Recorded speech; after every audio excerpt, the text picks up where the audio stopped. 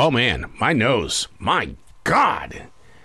I might have to do one of those nose things, you know, and that's just kind of embarrassing to do right in the middle of a conversation. But I think we do it all the time. We just kind of forgive people when they do it. It's a lot better than what my dad used to do. My dad didn't care where he was, what time of day it was. My dad would sit there and he would shoot a snot rocket anywhere. He would just sit there and go, and you would go, Dad? And he goes, what? What? But you got to remember that my father fought in World War II. He was out there on the line. He was out there in those holes that they dug to protect themselves from flying bullets and bombs. And, you know, a nose rocket was the way that he probably expressed himself. I get that thing out of my nose, I feel a little bit better because outside, everything else looks like crap. But, you know, we always do that. You got allergies? I don't know. But, you know, I just got to make sure that my nose is clean. Hey, it's Arrow. This is the Daily Mess, a chronological walk through an everyday world. I am a daily writer. You know, it's one of those things that I wish I could convince you to do. Just to write about whatever's happening in your moment of now. Because there's always something being given to you during your days when you think that there are no answers to any questions that you're asking. But they're right there. They're always being given to you. It's just that we sit there and go, that's what we do. Something happens and it's like, well, you just put it back up in your brain. What are you going to do with it? I don't know. I felt a tickle in my nose and I felt like I needed to do that. It's like, come on now. Figure out your path by listening to what's being given to you. You're receiving at all times. And I'm not talking about your smartphone or any other digital device. It's out here in the real world. Not the metaverse, but the real world. Without going, you know what I mean? This is the Daily Mess. You know, as a child, I heard stories about Elvis Presley taking drugs to go to sleep. And he took them also to wake up. I couldn't figure out what exactly that lifestyle meant when I was a kid. I remember hearing those stories, and I kept going, I don't get it, because I have no problems falling asleep, and when I wake up, man, I'm ready to rock. But look at our generation today.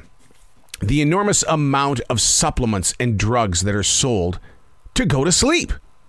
The amazing amount of coffee and other things to get back up.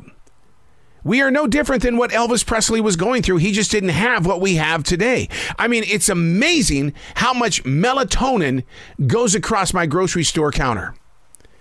So bad, I want to break out in a conversation and say, do you know what you're doing? Or is this something that you picked up on Google? Because I understand that you're trying to get some sleep. But I don't know if you're like me, but going to sleep is not the problem. It's staying asleep. Because we've got overactive imaginations. But, you know, I'm not going to cross that line. I'm not going to ask that question because what you do to go to sleep and to wake up is a personal journey. I can't imagine what it's doing to our mind, body, and souls. I'm guilty of this. I swear to God I am. I'm very transparent with you. I call this shutting off the voices. My wife will say, what are you doing? Shutting off the voices? What do you mean? I got to turn them off. I just got to turn them off. I got to say, give me some space to just be me. But I expect them to be there when I get up in the morning. The mind, body, and soul, like I said, it's there. It's got to be that one thing that has to show up. It's a tortured vessel. We demand so much from our inner core. It's as if we're paying something off. But what? And when we don't get it, we get upset. When you order from Amazon, okay, it's going to take 2 days to get here. But when we want something from this body, come on. What is going on here? We want it instantly. We want that victory. And spiritually speaking, we want it all for free.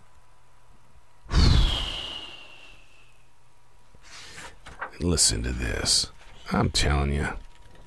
If you could see my daily writing inside this book, every page here is full of words.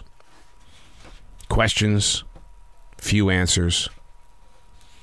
And then I come here and I say that taking pills to go to sleep and to wake up is a normal way of life.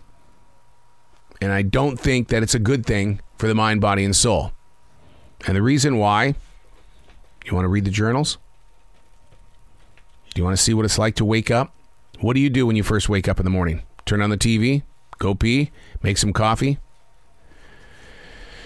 I write, because that's what I've chosen to do to wake up.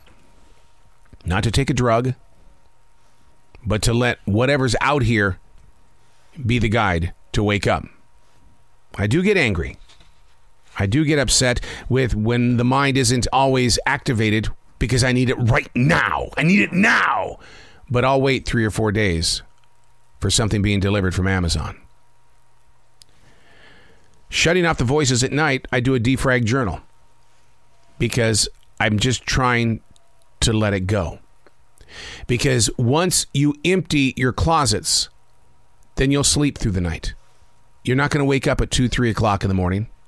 And the reason why is because you let it go without taking the drugs, without taking different things, supplements and things like this, in order to shut off the voices. See, when my wife asks me, what are you doing? And I say, I'm shutting off the voices. I'm not doing anything but writing. I'm giving those voices a place to put their presence. And it's kind of fascinating to come back the next morning, and I literally say this. What did you talk about last night before you went to bed? And you read it and you go, thank God you did this before you went to bed. You didn't need this to be the reason why you woke up at 3 o'clock in the morning. I'm Arrow, and that's the Daily Mess.